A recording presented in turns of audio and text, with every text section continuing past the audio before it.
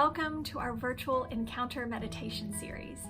I'm Reverend Tiffany Gibson Cox, and I'm the Assistant University Chaplain here at Furman in the Office of Spiritual Life.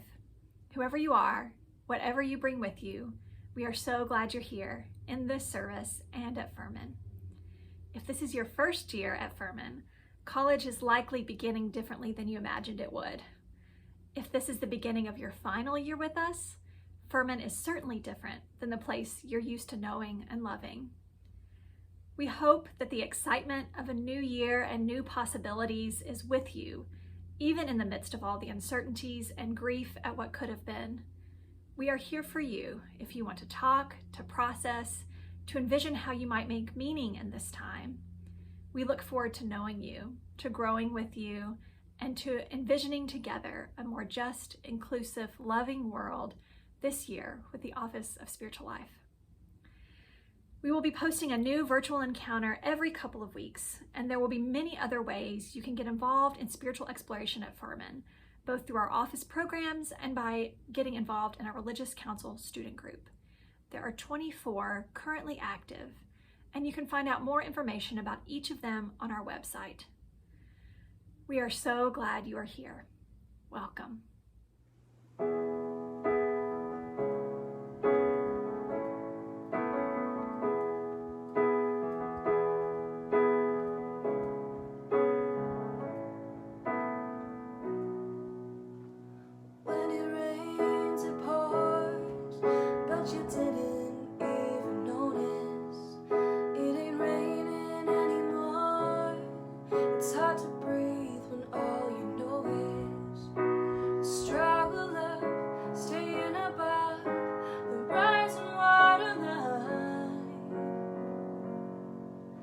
The sky is finally open, the rain and wind stop blowing, but you're stuck out in the same old storm again.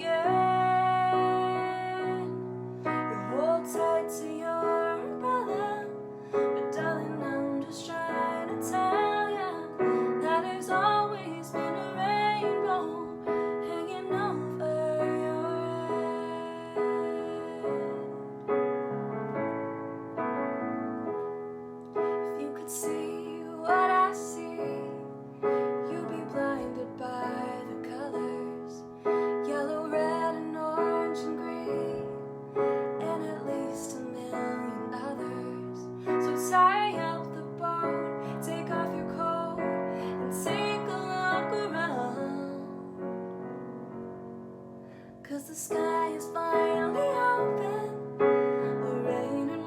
that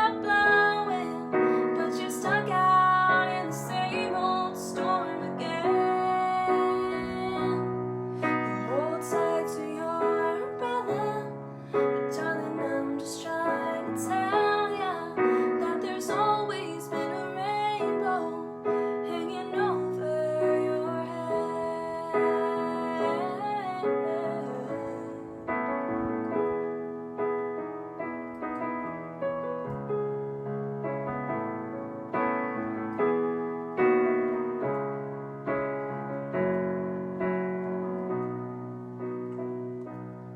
So tie up the boat, take off your coat, and take a look around.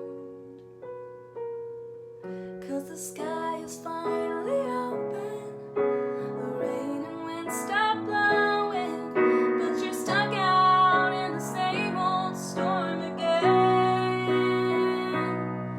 Let go of your umbrella, but darling, I'm just trying to tell ya that there's always been a rainbow hanging over your head. 'Cause there's always been a rainbow hanging over your head.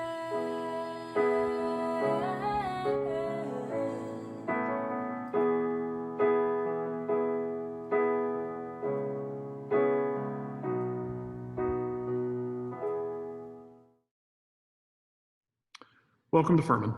My name is Dr. Vaughn Crow-Tipton, or VCT is what a lot of students call me. I'm the University Chaplain and Associate Vice President of Spiritual Life.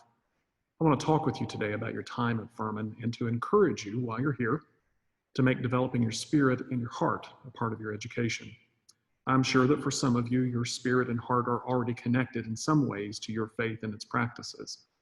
Whether you're Jewish or Muslim, Sikh or Buddhist, Christian or secular, or any of the other practices that make up our campus, I promise you, there are things you can learn about yourself, about others, and certainly about our world that can deepen your spiritual roots and expand your heart's canopy of understanding, empathy, and connection. We know from recent studies that when we take seriously the growth and the maturing of our spirit and heart, that leads to important personal development that includes a growing ethic of caring and connection with others, an appreciation for reflection, a strong sense of purpose, and even an ecumenical worldview. According to those studies, spiritual health and wellness also has the benefit of increasing academic performance, psychological well-being, leadership development, and even satisfaction with college. Of course, this growth also means you can increase your connection to your sense of the divine, to others, or even your ethical belief system, or perhaps you can do all of those things at once. What I know is that many of you come to Furman with a particular view of the world, and there's nothing wrong with that. But understand this view is a product of what you've learned to this point, what you've inherited, and even what you've chosen. It is embedded within you, and whether you're aware of it or not, it tends to dictate the way you see the world, others, and even yourself. And part of your learning will be to examine that embedded thinking and maybe even to revise it so that it becomes instead deliberative, a perspective that you've fully chosen. That's not a new process for you. How you see the world, others, and even yourself has changed, for example, since you were in the 6th grade. You have a different perspective now that you're a college freshman. The point is, the option to not have a worldview really isn't an option at all. The only choice we have is to be free enough to be consciously aware of our worldviews, criticize them when they need criticizing, adjust them when they need adjusting, and then learn how to learn from them. Over the next 4 years, your perspective will change again, and ideally it will become more deliberative, more yours, based on what you learn and decide. Your heart and spirit can and really should be part of that growth. I encourage you to listen to every voice, opinion, lecture, sermon with open hearts and eyes and minds, but subject all of them to the strainer of critical thought and ethical focus to determine what really matters, so that you can retain the gold that they might contain and let pass all of the soot and sand that's also part of their makeup. I also encourage you to come be a part of what spiritual life at Furman has to offer for you. The Office of Spiritual Life engages the heart and spirit of students, faculty, and staff by embodying a value for sacred mystery, nurturing mature spiritual formation, and the pursuit of ultimate meaning and purpose, developing moral courage and justice, fostering multi-faith education and relationship, and supporting a rich diversity of spiritual communities. That undertaking happens through 4 pillars: inclusive welcome, courageous questions, nurturing spirits, and passionate community. We are glad you're here, but I can promise you just existing, just mundane life will not ever be enough to satisfy your spirit or your heart. Built into us all is the desire, the ability, and the hope of creation through growth. And in the same way that flowers bend toward the light, we feel called to certain things and not others. So listen to the calling of your spirit and your heart and join us on this journey of growth. We look forward to meeting you and growing with you. See you soon. O source of all wisdom and knowledge, we ask a blessing on this new academic year and on all those who seek to understand better the Creator's world and people. Bless these students with your spirit of wisdom, that they might endeavor to follow your way. May they sense your presence guiding them as they walk new paths. Bless these students with the gift of curiosity, that they may feel a sense of awe as they explore the mysteries of your universe. May they fall in love with learning.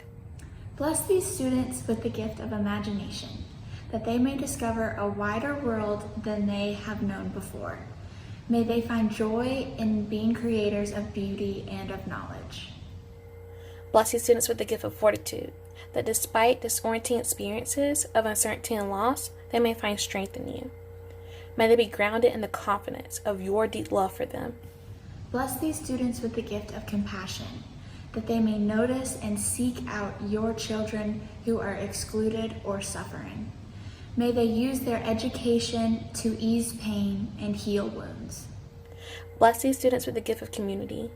They may find a home among friends, mentors, coaches, and teachers who help them become their best selves. And may they invite others into that circle of belonging. Bless these students with the gift of courage, to live out the purpose to which you have called them, even against tides of culture, family expectation, ambition, or self-doubt.